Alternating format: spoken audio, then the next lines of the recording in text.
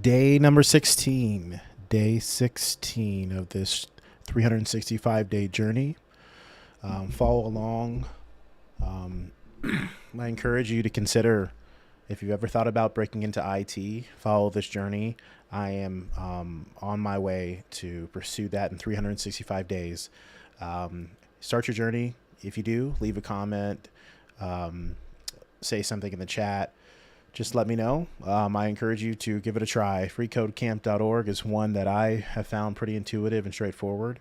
I'm sure there's many others if you look around. Let's dive in. Today we're going to be discussing what is the difference between slashes, single dot, and double dot and path syntax. I don't really know what that means at all. I have zero experience. 365-day journey, September 11th, 2025 to September 11th, 2026. Zero experience to a full-time web developer, Java web developer position.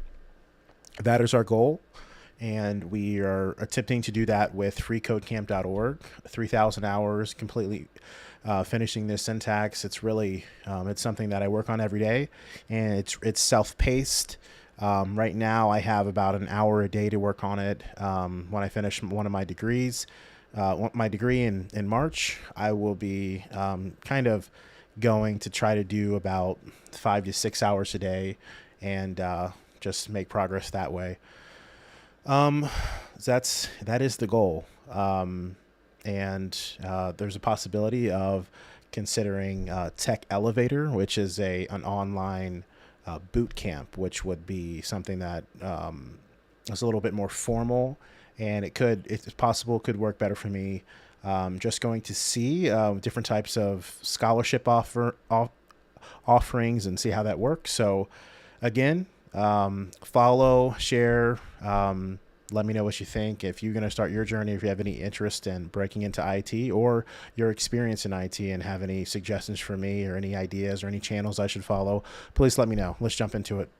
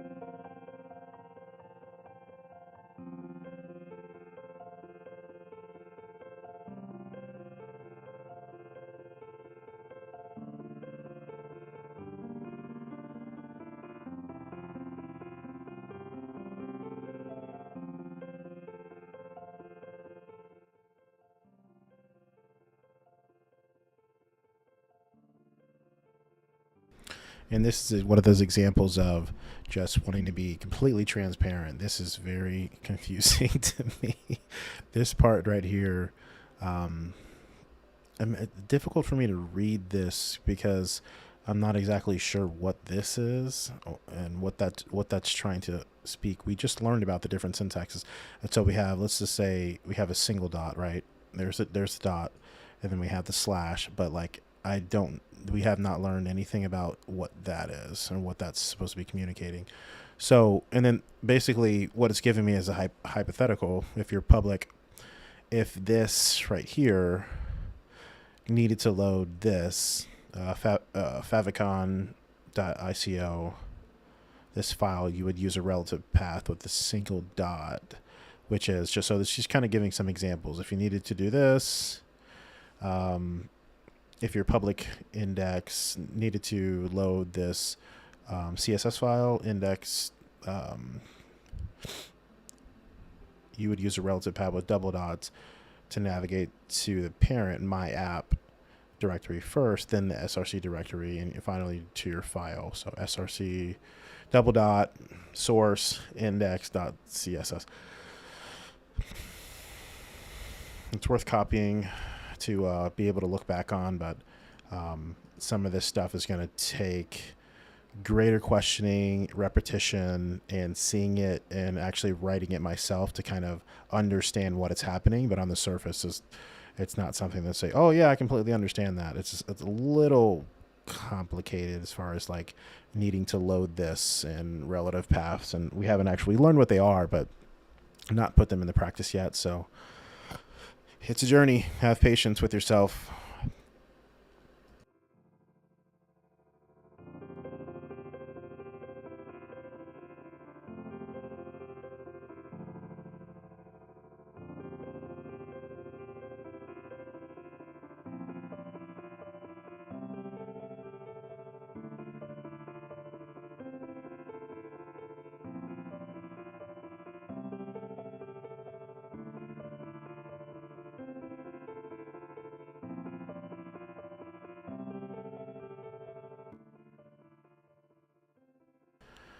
Since I was a little bit confused on the lecture, let's see if we can answer these and get these right. We've did pretty good in the last two quizzes. We were able to get them correct. Which option is an absolute path? So we're going back to what we learned before the last quiz. Which option is an absolute path? So an absolute path is going to give us the complete journey of where we're at. So this is the protocol. It's secured. And it's giving me, this is the domain name.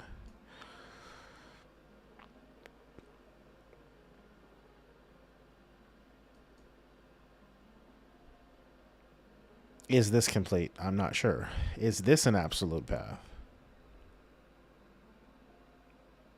Or are we missing something here? Are these all missing something and this is this complete, like a web page? I'm going to guess this one because I don't think there's much of a difference between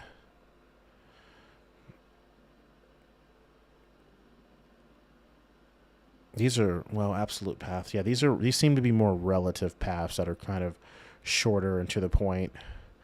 I don't know if this is correct, but we'll find out. Which option is a relative path to the current directory? Current directory is going to be a single dot. I did remember that. So that would take this out. That would take this out. That would take current directory. So it looks like it's going to be starting with, yeah, it's going to start off with a single dot. Script.js, I guess. Here's a single dot here, but I don't think it needs to start. Which option is a relative path to the parent directory? Parent directory, double dot. So that's got to be there. Let's see. So an absolute path starts with a slash. Therefore, which I thought it might be this one. I thought it might be this one. So public styles. So we got it wrong, but 2 out of 3, that's not very good at all. But So an absolute path starts with a slash. That's basic information that could be helpful. So let's go back here. An absolute path is, so here's an absolute path.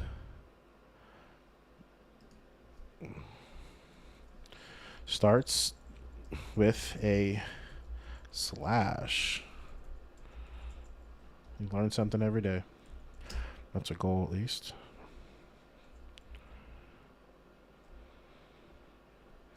Or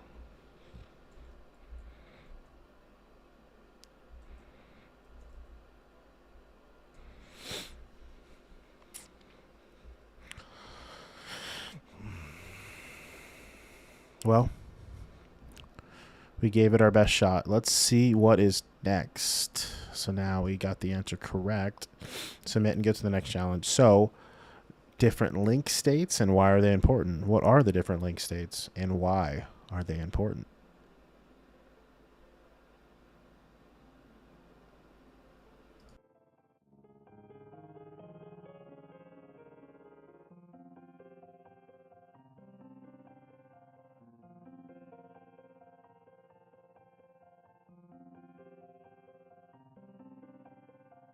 Okay, we're talking about different types of links. So, when you click the link, and after you click the link, it turns like blue or purple, and to show that you've clicked it. So it's what it's saying is that once you click it, the link itself has changed states. So I guess yeah. So I guess it would be visited, right?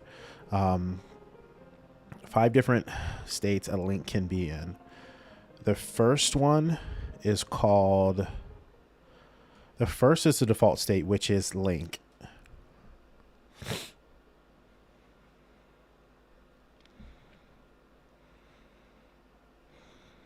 So there's 5 different ones. Let's set this up.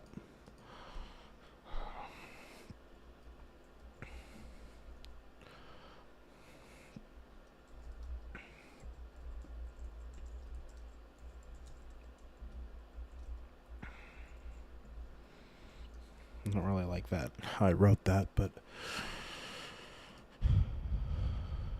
wow, not you. I want this to be here, larger, this. Yeah. Now, can't remember. I think I'm gonna have to go here. Now I'll put the, yeah, okay. So the 5 different states of links. So the first one is the default, which equals colon or semicolon link.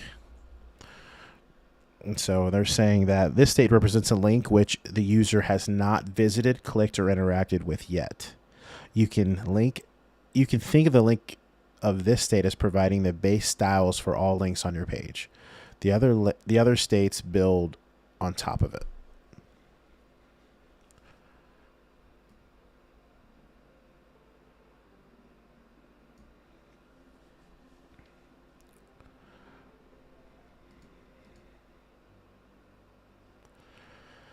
Okay, so the second state will be, so you have your link and then you click it, it's going to be visited. So the second state is visited.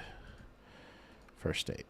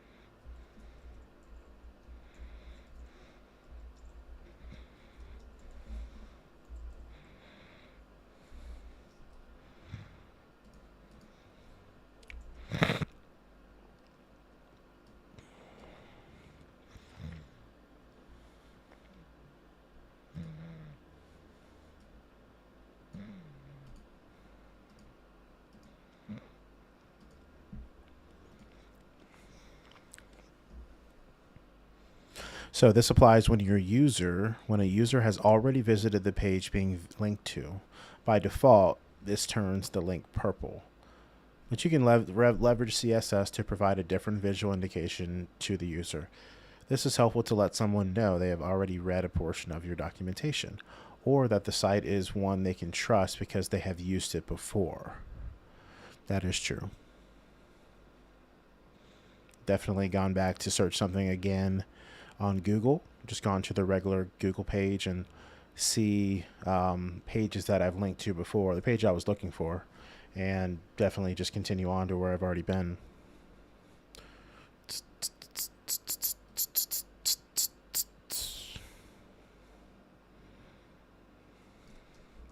I think that's worth mentioning too, so let's go.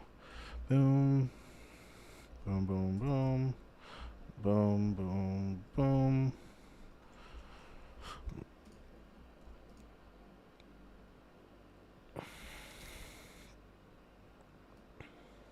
I wonder why they chose purple. Was anybody know that answer?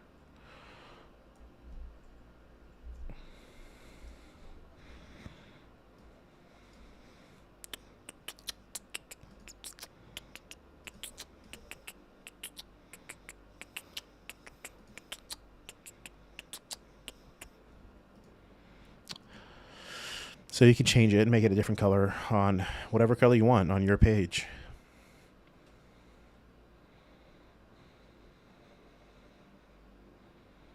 I think this is good information. Because I've actually done this myself. Hey, what was that?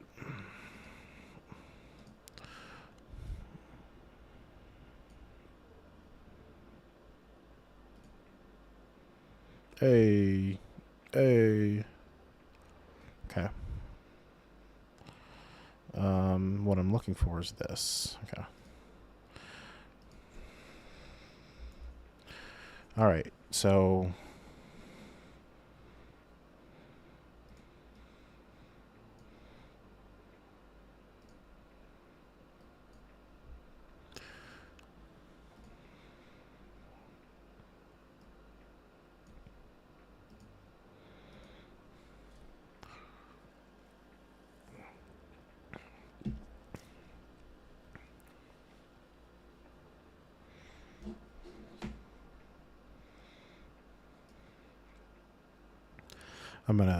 let's finish up the rest of these, kind of zone in and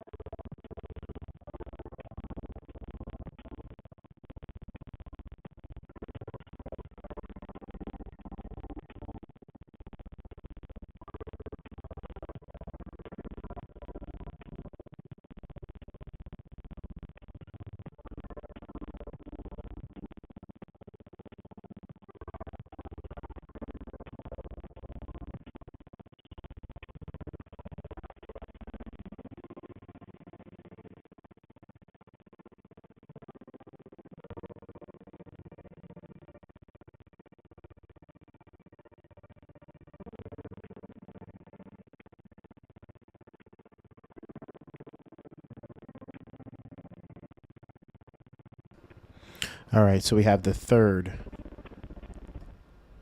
The third state is hover. This applies when a user is hovering their cursor over a link. This state is helpful for providing extra attention to a link to ensure a user actually intends to click it. So hover. So let's go ahead and do that. This is the third state. Yeah, this is useful. Like, let's see. See how this changes. Boop, to the finger. Hover.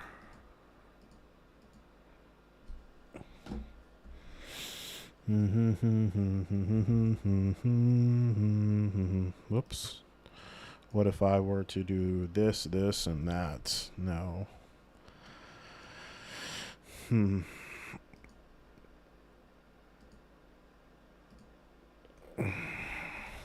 Let's just keep going. So the third states.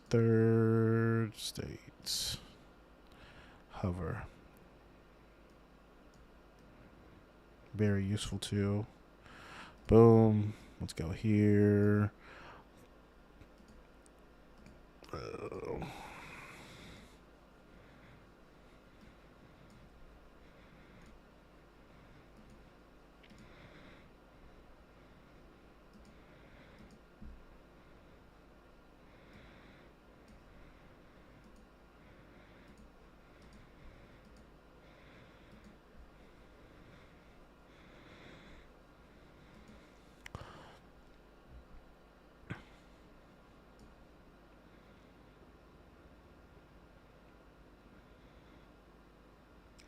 Then the next one is focus. This state applies when we focus on a link. Focus on a link. Wonder what that means. When we focus on a link. It's kind of hard to define there. Like, what does that actually mean?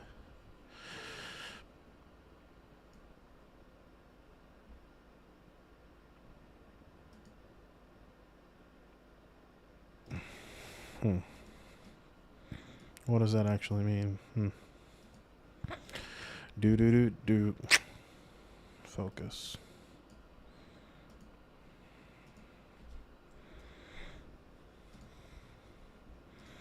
And finally, we have active. This state applies to links that are being activated by the user. This typically means clicking on the link with the primary mouse button by left clicking in most cases. This state can be helpful for showing a user that the element they clicked on is interactive.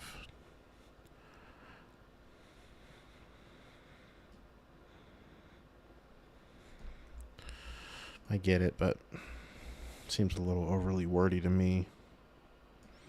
How they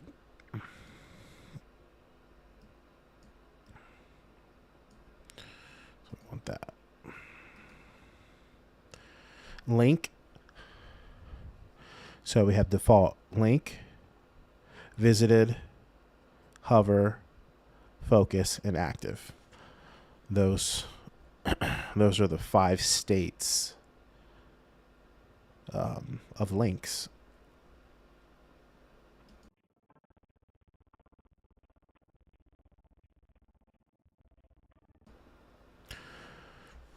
When you use these states to style your links, there is a specific order you need to write your CSS in. CSS, cascading style sheets. Link, visited, hover, focus, then active. There's an order you need to write your code in. Link, visited, hover, focus, then active. You should know how to give links in your page your own. You should know how to give links in your page your own personal flair.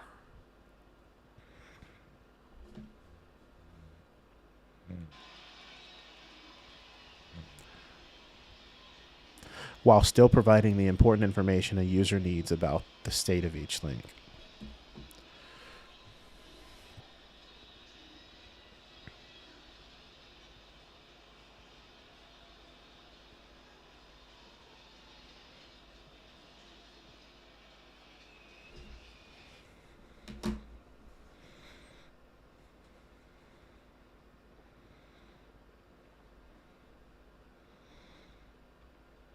I like the idea of the kind of the front end developing and blending creativity with technical precision. It's pretty cool. You should know how to give links in your page your own personal flair, while still providing the important information a user needs about the state of each link. Questions. What is the default state of a link? Link. The default state is link. This is when you visited. This is when you're hovering over it to make sure that you actually want to click on it. And active is, I guess, I forget what it said, showing that when they're being activated. Which state applies while a user is clicking the link? I would say active. In what order should your links be? Well, it needs to start with link, and link, visited, hover, active. Bam. We got it finished and right in time. Next up is going to be another review of basic HTML. Thanks for following along. That was a tough one. That lecture was tough, and the question's pretty tough.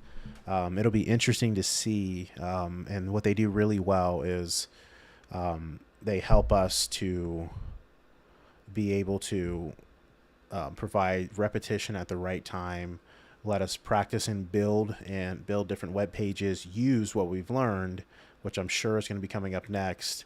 And it just provides a good way of learning and helping us learn. And you learn about that in the very beginning. They walk you through the different studied and research, science and evidence-based ways of learning.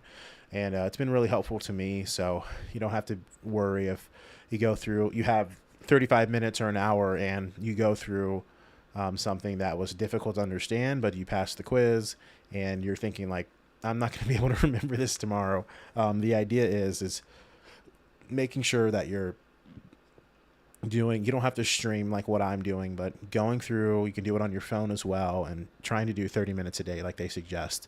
Over time, you're going to be constantly reminding and training your brain to use this language. And there's a variety of languages, but thousands and thousands of words already, and this is just another language and something else you can pick up on. So it's a process. It's definitely a marathon. And you can do it at your own pace, and you can pick up the pace and slow down whenever you need to. Follow my journey. This is Wayne, technically reformed. Have a good night. God bless. Have a good weekend, and make sure you tell your family that you love them. Take care.